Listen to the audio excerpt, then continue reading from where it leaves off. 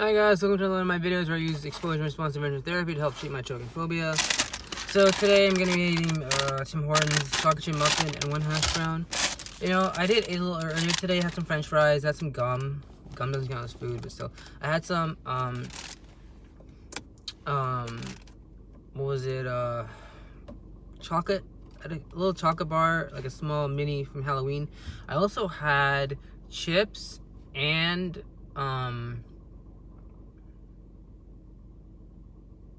cheese. So I have, you know, I might eat a little bit more. It's not really my routine. I don't really think it's something I'm going to be drawn towards to. Having said that, I might get a bag of chips later, maybe some cheese, not sure. Depends, you know, I'm going to be working in a couple hours, actually 1 hour, holy crap. Yeah, I signed up for early shift today, $1 per delivery extra they give you. So I want to get that all done and squared away. So let's start with the video here. My anxiety level before I eat. Yeah, you know, it's like a 5 out of 100. So then the next part of it, after you rate your anxiety, is you do the exposure, the thing that you dread doing. So you can stay with the anxiety and keep it at a low level and don't let it skyrocket if you do this every day. At least this is what I'm showing you through my videos. So here we go.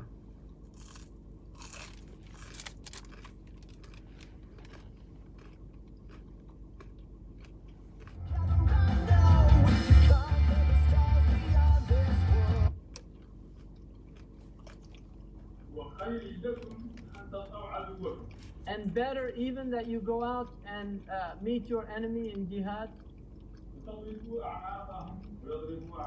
And by going out and meeting them, you strike them and they strike you. You kill them and they kill you. They said, of course, tell us, Ya Rasulullah. Dhikrullah ta'ala. Remembrance of Allah. And in explanation of the hadith, because people say, how could that be better than jihad or something like that? The ulama say, dhikrullah is a ghaya. It's the end. That's why we were created, to remember Allah. Whereas jihad and everything else is a wasila. It's just a means. And there's no means in the world that's better than the end. And so the reason that we were created is to remember Allah. And that's why it is the highest thing in the dunya. Dhikrullah.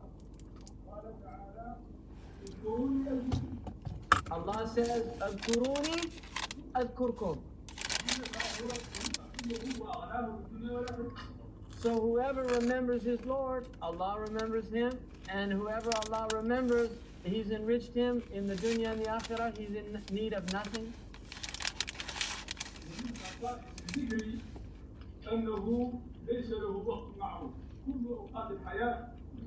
And one of the things about dhikr, which is not the same as other ibadah, like hajj or siyam or things like that, or prayer even, is that dhikr can be done in all of your acts, and there's no specific time that limits it.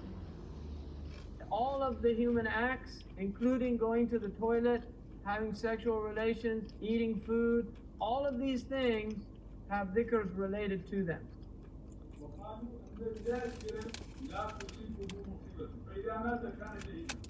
And they say that the one who's in a state of remembrance with Allah, he's never afflicted by a calamity, ever. Because whatever afflicts him and he was in a state of remembrance of Allah only raises him in rank. If he dies and he's remembering Allah, he's a martyr.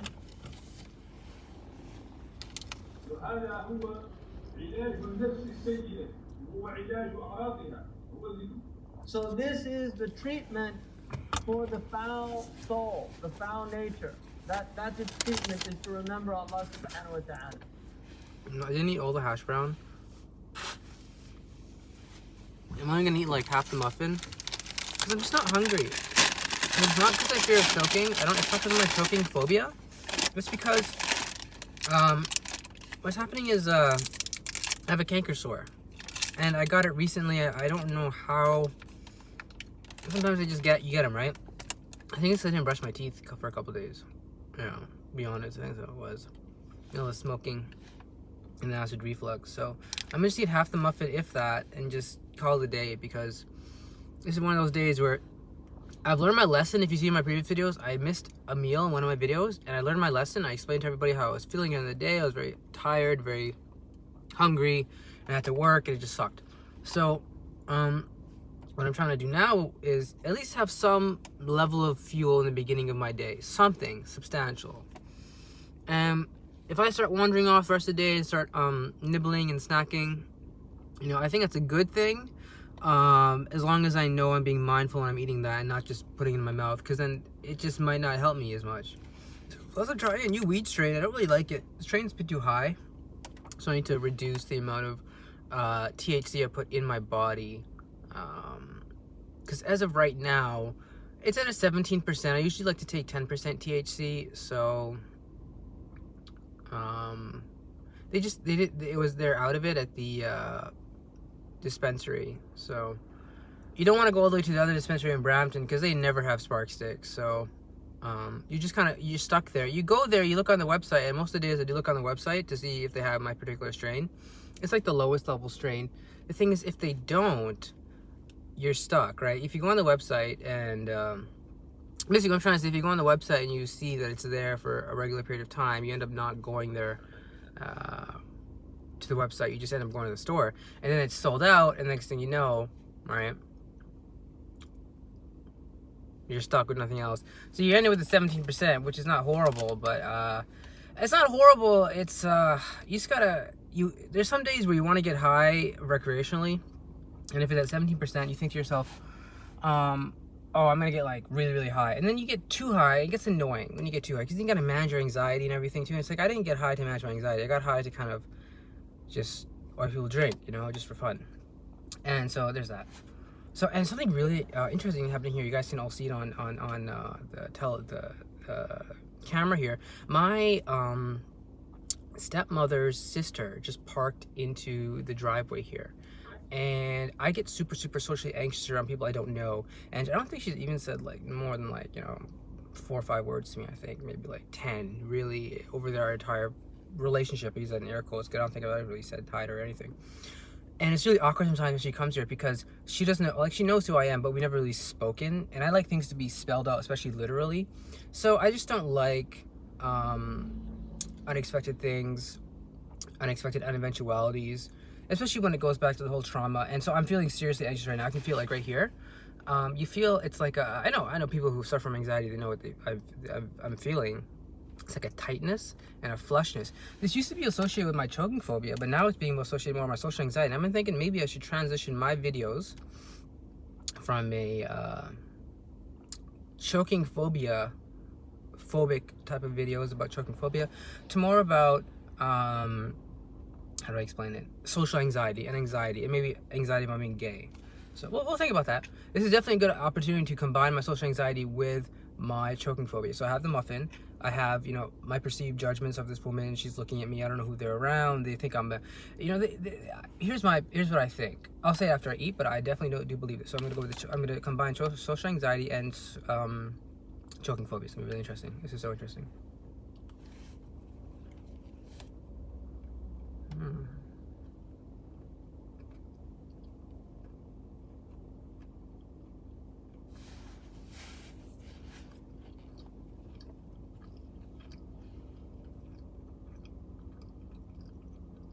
Okay.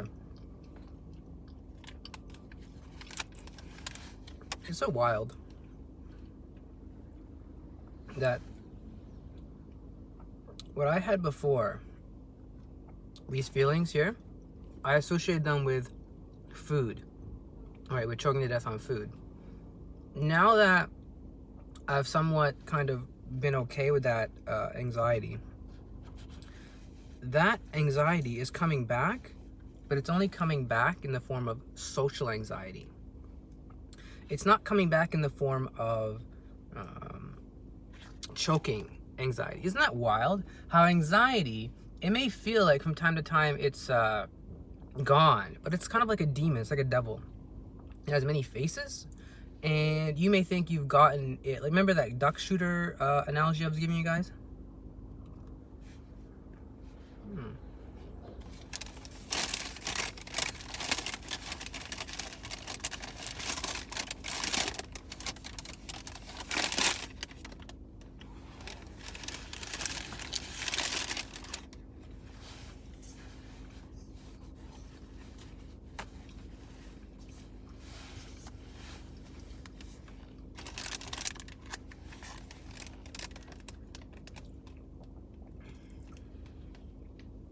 So you shoot the duck, and you think, okay, shot the duck shot, won the game. Didn't hit the dog.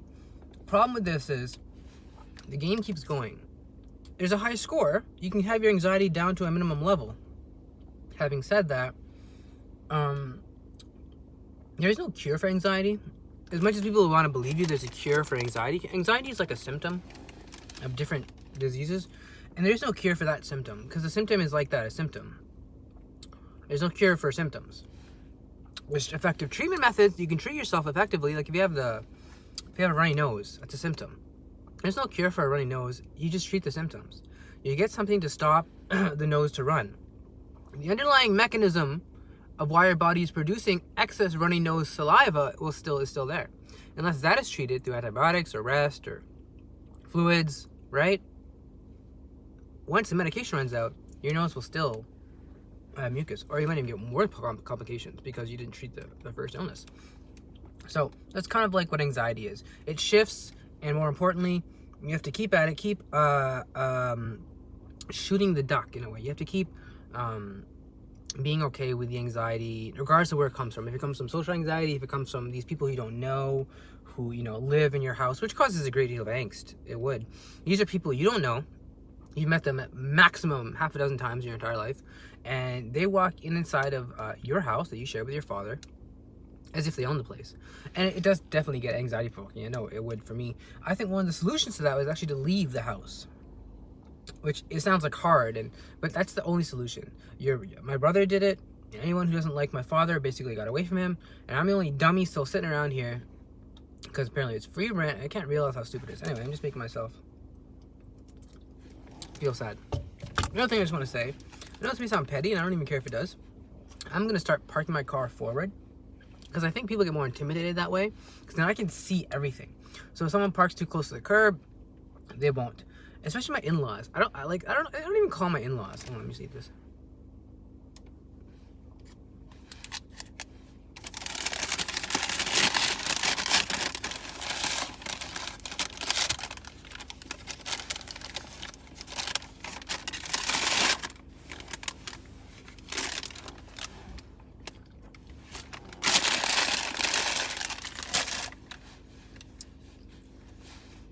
Okay.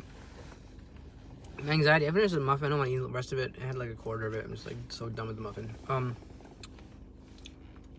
from a 5 to a 7. Okay.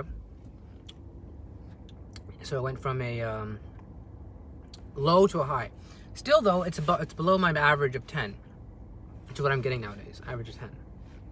So that's not bad, if you ask me. If you have a 5 up to a 7, especially when you consider the unexpected situation that just happened. For people that don't know, I live, with it's like a mixed family arrangement. My father remarried, and my mother moved away with my brother. So my father basically bought a house with his wife, and they have relatives as well. She has a sister, 2 brothers. I mean, they're all married, so they're a family. A daughter, you could say a half son. No, a son. Okay. And then another, you could say son. I'm not sure if Ahmed is a stepson or what, because she's half.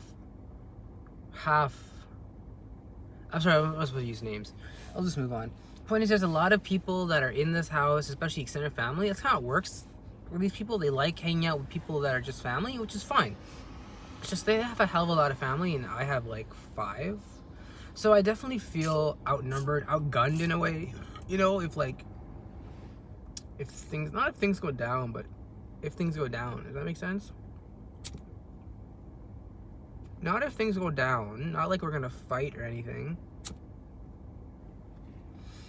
It's kind of like, my dad said it this way. Like, he said when we used to live in Edmonton, we had all of our family around us. And then when we moved here to like where we live now, they're all gone. Like, they're on the other side of the country.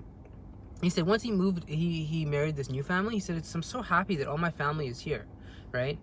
And so basically his family was in Pakistan. Some of them weren't in Edmonton, but he kind of, you know, because of the fact that my parents were first cousins, they kind of was relatives, which is creepy in its own sense, but you know, whatever. I mean, it's in Islam, and I'm not gonna like say it's wrong, even though I would prefer not to marry my first cousin. I'm sure most people would as well. He basically liked that relationship and those relatives, and so then when they fell out because of the divorce, he had nobody. And he always complained about that, I guess, or at least he said he did. He's like, you know, you guys always had like your uncles and aunts here in Toronto, and I had no one. I had to go to Pakistan. As if somehow that makes it right for him to cheat on my mom by going to Pakistan. Now that's one thing I just don't understand about the whole divorce thing. I get people are gonna have troubles and threaten divorce and yell and perhaps even not see each other for a couple days and nights. That's fine.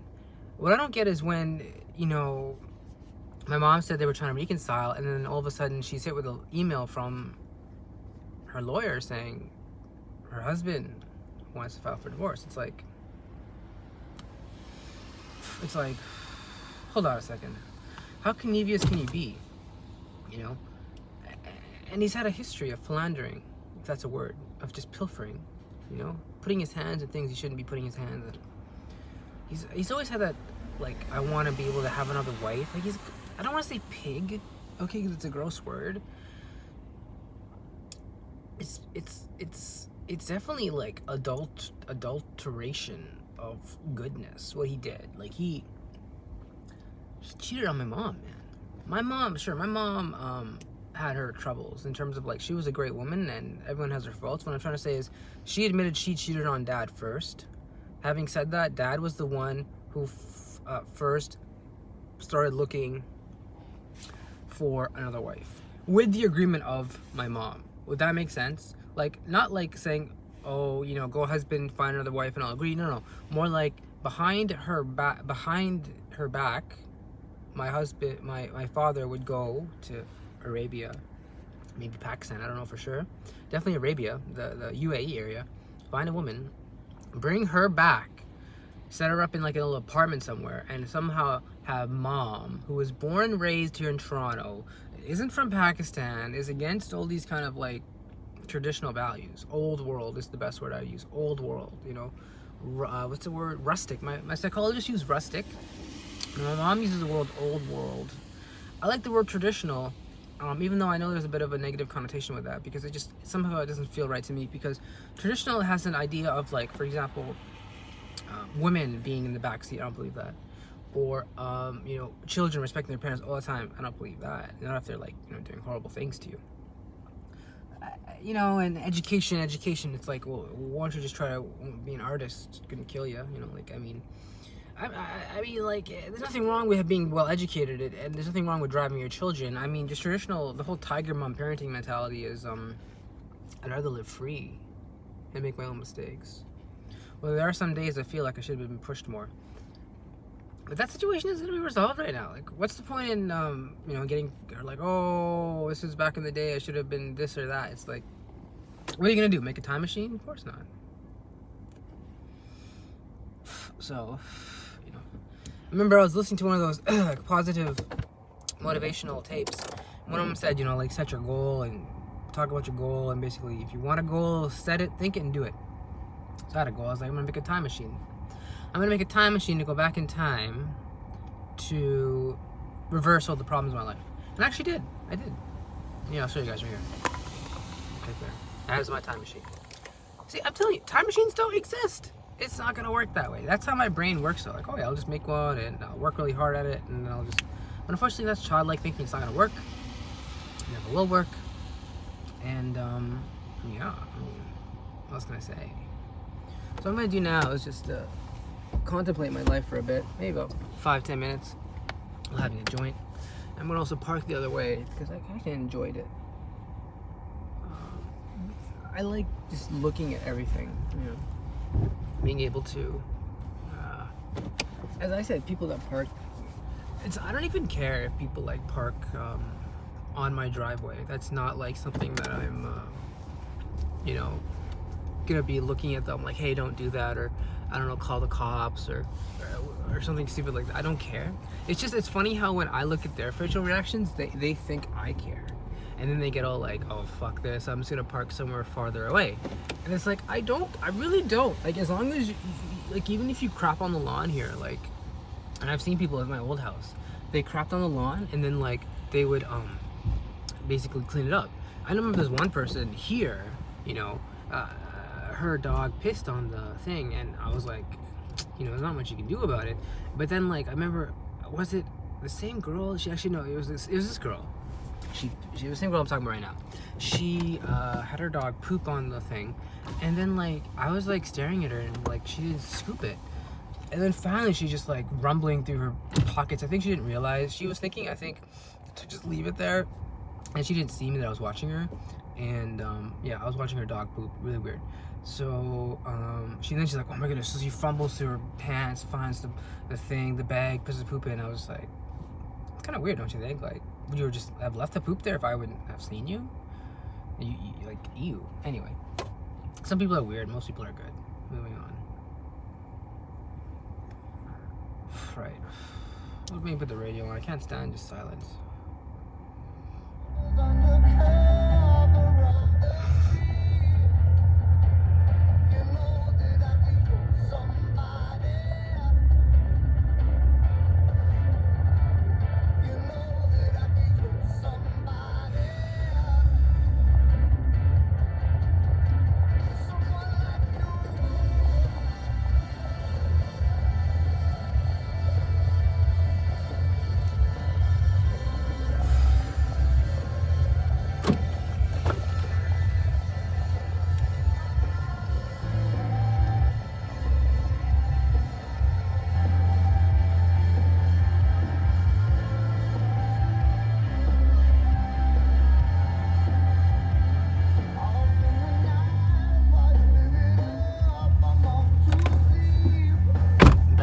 Throw a cigarette out. So my plan for today, I have work. I signed up for work from 11 to I think 1 or 3, 11 to 3 or 11 to 1, and it's really nice because they give you a $1 per delivery extra. They give you $1 per delivery extra per order you do. So it's kind of like, you know, Uber, where they have the surge pay. They do like 1.5. And remember, I know in Burlington, which is a city nearby where I live, about 20-minute drive, they're offering $3 per delivery, and it's always super busy there. So you're gonna get order after order after order. You're probably gonna get at least minimum 3 orders. So each order, even if it's like $5 plus 3, it's $8. It's $24 for 3 orders. You know, it's actually not worth it. If I lived in Burlington, I'd do that. It's just that even with my car having good gas mileage, I just, you know, it's not worth it because it doesn't pay for the gas. You know, when I work in Milton, I get minimum wage. If I commute, I'm gonna have to work like all day to like just go a little bit above breaking even. Because I'm saying minimum wage, that's breaking even. It is, and I'm lucky I have a good car. The only way I profited from this business, you know, what I was doing before, skip the dishes, without a fuel efficient car, I was working basically every day from 10 to 10. And sure, you'll make money. It's not like you won't make money. It's just, we're talking about money that, like, you know, it's not like, it's just, it's better to work in your own city because you can pee, you got your own house, you know what I mean? You have to worry about, like, where you need to go, or, oh my goodness, I just saw this dog, he just took a huge crap, like, oh my goodness, I'm gonna vomit. Anyway. It's funny. Anyway, what I was trying to say is, oh, it's so gross. She was just like sitting and just like blop, and I can't believe the owners pick it up. It's so gross. That's one thing about dogs. Like, they just crap. Okay, I'm done. I'm done that video.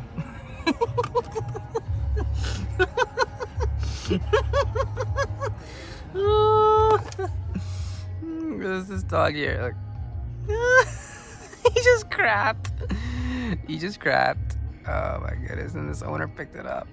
There's a blue bag. And you can see this. It's so. I was just gonna vomit. I'm sorry. It's just gross. Because it's like. Oh, like I was about to have a sip of Coke. I'm trying to deal with my choking phobia here, my anxiety. And as soon as I'm about to have a sip of the Coke, I see just a dog's butt. And the poop just comes out. Oh. And then, like, while I'm reacting to that, the owner gets a bag, picks up the poop. And I'm like, I get it. It's not touching your fingers, but still. I'd rather have a cat just for that reason. Like, I'm a dog person. But I get why people don't like licking, have the licking of it. You know, it's disgusting. And I prefer cats. Like, I love this one dog in particular, my mom's dog. I was thinking my stepdad's dog. It's like their dog. I love that dog. I'm in love with him for some reason. I think, like, it's not, like, we communicate on a telepathic level, me and that dog. He is so... I don't know what it is. He's like a piece of my heart. I love him so much. Maybe because he's loud like me in terms of, like, he doesn't know when to shut up. And everyone's always telling him to shut up. You know? So maybe we have that in common. I love that dog. I might even see him today because I just love him so much. His name's Chester. He's like my favorite dog. He's Dutch. So he's like black and gray. I think he's like 10 years old, maybe a bit older. You know, he's always like barking, always, ow, ow, ow, ow, ow, ow, ow, ow, ow, ow, ow, ow, ow, and like he's staring at me like, Chester, hi Chester. And then my brother tells him down and I like pet him on his head. I'm even petting him on his head, you know, and I'm literally petting him on his head, and he's just like looking at me like, whoa, whoa, whoa, whoa, whoa, whoa, whoa, whoa. So then finally I take my shoes off, I sit inside, I'm petting his head, he's still just staring at me like, whoa, whoa, whoa, whoa, whoa, whoa. And then I finally try to calm him down, pet him. And then after about 10 minutes of pure unadulterated barking, here's what he does.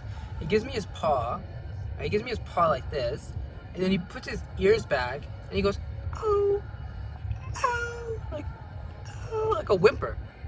Like, hello, I'm dog, nice to meet you. And so then I finally took his hand, and I petted him some more, and I loved him. Such a cute dog. I remember I gave him a good hug, too, before I left. A good, you know, when you put your entire hand around a dog, you can feel its breathing. You can know, like, there's, like, internal organs you're pressed up against. Okay, I want a dog. This thing gonna cut it.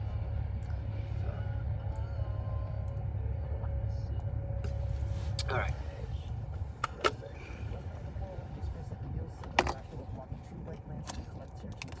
Usually the video is a bit longer. I didn't feel like making this video today. Yes, I am now. I mean, I didn't feel like making this video as long as today as I wanted to. Let's do something different today.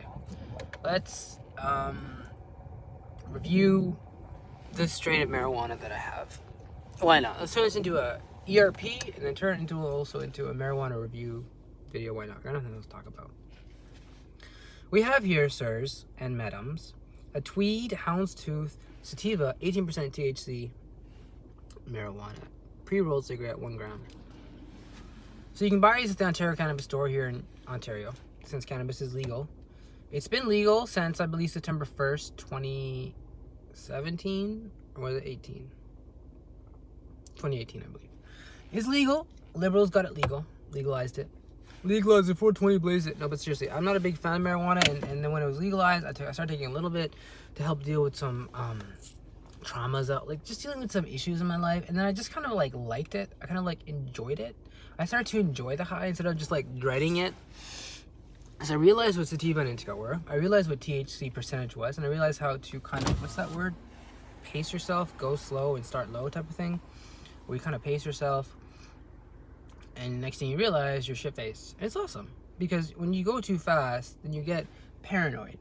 And when you get paranoid, anxiety sets in. So that's why people say, oh, it's just so high. No.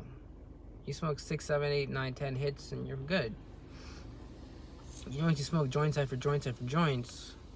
Anyway, I'll show you. I've already smoking this. This is like my secondary choice. I prefer sativa spark sticks, 10%. Highly recommend them for people who want an entry-level type of marijuana experience.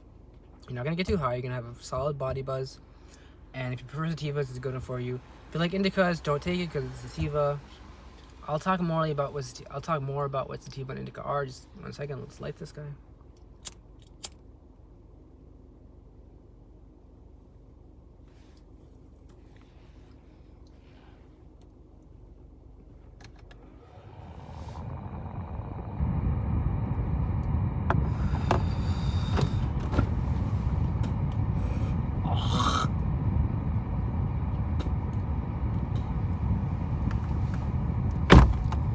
sativas are more of a marijuana for the daytime.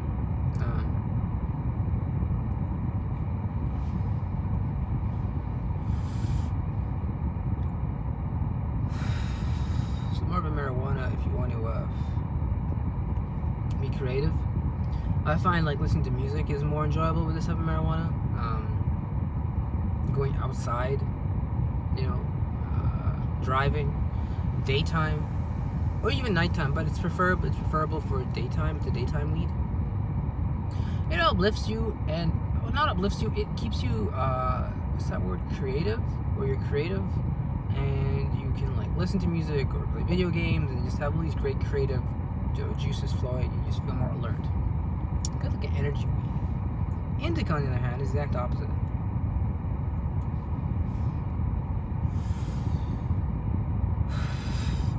Like, my disclaimer, indica weed is not good for people who have anxiety. I just don't like it. With that being said, people could have different interpretations on what they like in terms of weed. This is just my interpretation. Take it with a grain of salt. This is who I am, right? My interpretation. Indica weeds are for like watching a movie, or for example, sitting down and you know what couch lock is? Couch lock is where you just, after you smoke the weed, you just want to sit down. And that's basically what indica weed is. It's a relaxing weed. Let's say you've had a tough day at work, you smoke this weed, and then you fall asleep. It's good for sleep. It's good for mellowing out in terms of just like going on the TV and not having to do anything. Because when you do stuff, at least for me, when I'm on indica, all I want to do after I'm like halfway through doing the thing is just sit down. So, I'm not a big fan of indica. As I said, everyone works differently. Everyone has different metabolisms and body chemistry in terms of like what they want to put in their body. And I've tried both indica and sativa. I've been smoking for a while. I stopped for a while and then started again. And what I can say is that indica is for people who maybe have like ADD, or like something like OCD, one of those disorders where like you need to do something over and over again. Because I definitely feel like if you're on an indica and if you find yourself doing it over and over again, like locking the door, checking your alarm clock, what do people think about washing their hands? If you're on indica, you would just be too lazy, too couch locked to do those things, right? And I'm saying, start slow, go slow. I'm not advocating this for any place that it is illegal. It's legal here in this country. So if you have anxiety, talk with your doctor. No, I talked to my doctor about it. He said basically it's not a bad idea to try different types of weed for your anxiety. I first started with the indica and I was like, it's too anxiety provoking. Then I just randomly picked up. I was like, I don't even know how I got introduced to spark sticks. Just the lady at the store was like, spark sticks? I was like, yeah, why not, right? I've tried everything basically, why not? I don't like the big high weed, because then it requires you to actually put some effort into like life, and that's what I'm trying to avoid that. No, I'm kidding. No, but I'm trying to avoid. I'm not smoking like just let people drink. People don't want to drink and then like do something important. It doesn't make sense. Just don't. If you're thinking I'm gonna drink and then do something important, don't. Just don't. I'm telling you right now as your friend and your advisor, if you're gonna drink and do something important, don't. Do something important and then drink. Or don't do anything important, or don't drink. It's that simple. It's the same with weed. I consider it like taking a shot off of vodka.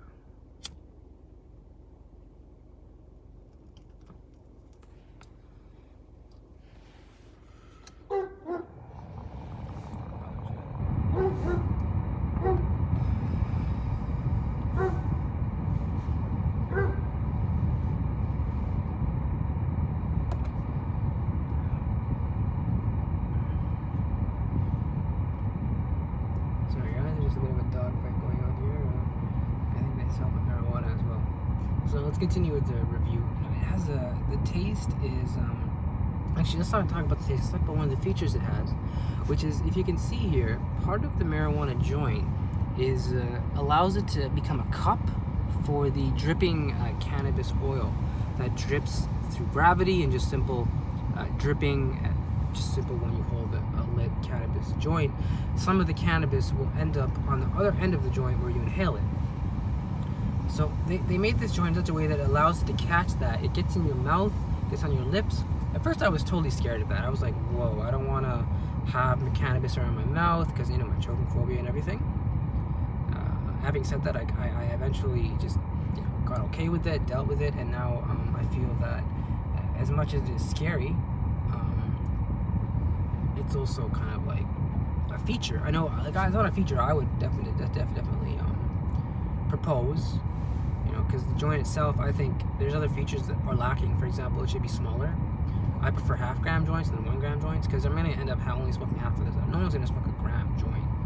Who has time to smoke a gram joint? I don't mean to be like, maybe I'm not as popular as the other YouTube channels out there, and I'm not, I know, or those weed review channels who smoke a lot of weed.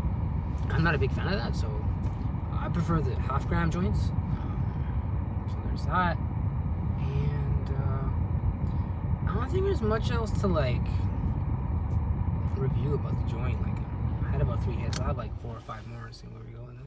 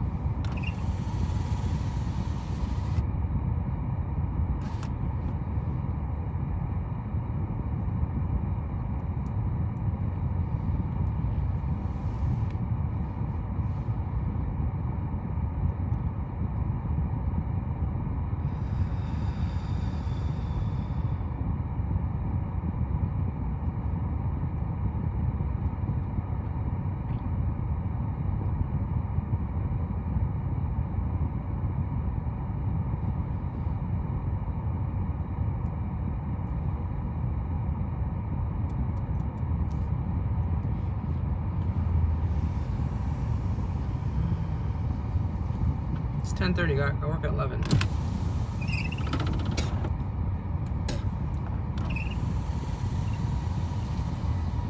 You know what I got to do is also what I mean to say is, like, there's so much to do. I want to floss, brush my teeth, take a shower, change my clothes. Only problem is my clothes aren't even in the dryer yet. They're clean, but they're not in the dryer, so it's gonna take an hour for them to get dry, which means I have to wear the same clothes I was wearing yesterday today. I'll be lucky if I can have time to brush my teeth. I'm not gonna take a shower. I'm not gonna have time to take a shower, because if I take a shower now, then come inside, I'm come outside, I'm gonna get sick. Just bottom line. So it's gonna be really, really, really, really, really hard to do these things. At least that's what I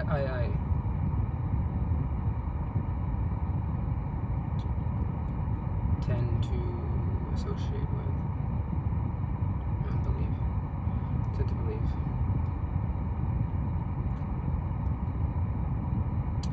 Okay. Who are these people?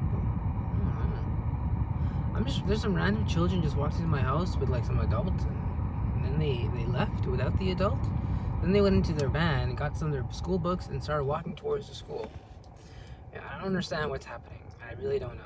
My best guess is, that's what I was thinking while I was observing this.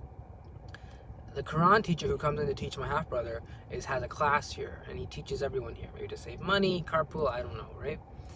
And then I was realizing that makes sense. Like, maybe the class is done, fast class. It's not like, no disrespect. I've seen him walk in and out within 15 minutes sometimes. This took no more than 5 minutes, so I was thinking that.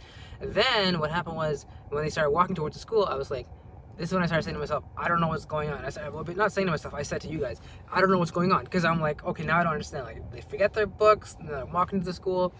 So then I'm thinking, I don't know what's happening. It's a mystery. It's a mystery in my house right now. I have no idea what's happening. I know this woman who I don't know, I've never seen before. She looks vaguely familiar to perhaps a woman I had an argument with when they had a party here a couple weeks ago. But I don't think it's the same person. I just think that's my negative brain doing negative filtering, thinking about the negative worst case scenario, right? The trigger of my person coming here before, it was on video. Now these people coming, right? It's the whole unknown, OCPD, choking phobia, social anxiety, all coming together with a negative filtering, and you think, oh, it's the worst case scenario. They call it something catastrophizing. That's a thinking error, catastrophizing, where you think it's the worst case scenario. And there's also a lot of negative filtering. Negative filtering, they're kind of like, not overlapping, I think they're distinct, since, you know, they're distinct by psychologists and psychiatrists and social care workers and health workers and professionals and counselors. It's just, there's, I believe, an overlap to a certain extent between negative filtering and catastrophizing. Like, if you always filter out the negative, the positive, you're gonna always think the worst case scenario, that it's a catastrophe. But if you at least look at the positive side a little bit, you have some evidence to weigh out the, Anyway, who are these people? I don't know. I'm gonna go inside and ask later, like, who are you people? Not like that, but, you know, you walk inside, you say hi to your dad, basically, is what I do. And then I just kind of, like, scope the situation. Be like, what's going on? Who are these people? You know. It's just not how it used to be. It used to be my house was unrestricted. I have access to all parts of the house all the time. Like, I knew who was coming in and out for the most part. And when I didn't know, I could easily find out. And even if I didn't find out, or I chose not to find out, and there was a distinct choice being made to me to not find out, I felt comfortable. Now it's like boom, boom, in and out all the time. People walking in and out. It's like I don't know, like a drive-through. I don't know what to say. It's like a restaurant or something. You're just walking in and out. They don't stop. It's like a polling booth station, for goodness sakes. All we're doing, what are we, polling all the time? So I look skinny. I need to eat more. I look really skinny today. Like, I look sickly. Like, I look very sickly. I look sickly. Like, I need to eat more. I need strength and water. I'm gonna drink some water after this video. Talking a lot. So about 3 or 4 more hits to go.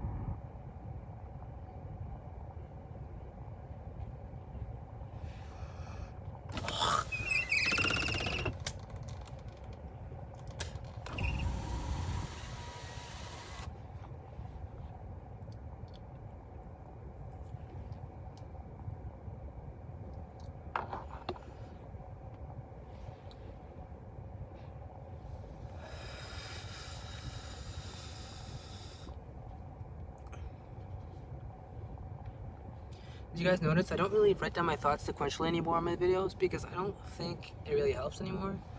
It's a good thing to do. I think more of just like doing a journal or something. Like, that's what I basically started doing, a journal with all these thoughts being written down by me sequentially.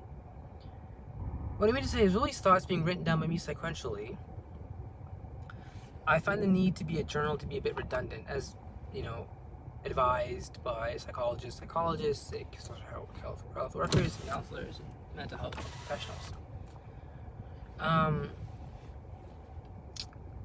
And now I find it, you know, as I said, irrelevant. So I think we're just ending the video here. I got one more hit to go though, so let's just power on through. See who's on the listen to some music. Not music, but Hamza Yusuf. Bismillah. والله غريب وطويل.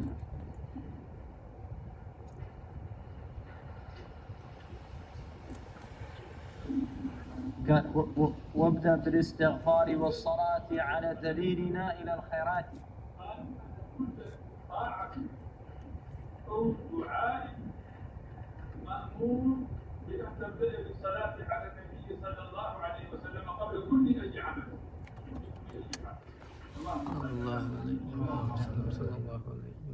He says,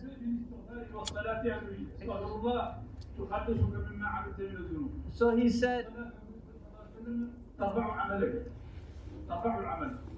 said, when you want to do dhikr, you begin with istighfar, because dhikr is to purify yourself, and obviously the reason that you need purification is because of wrong actions that have been acquired.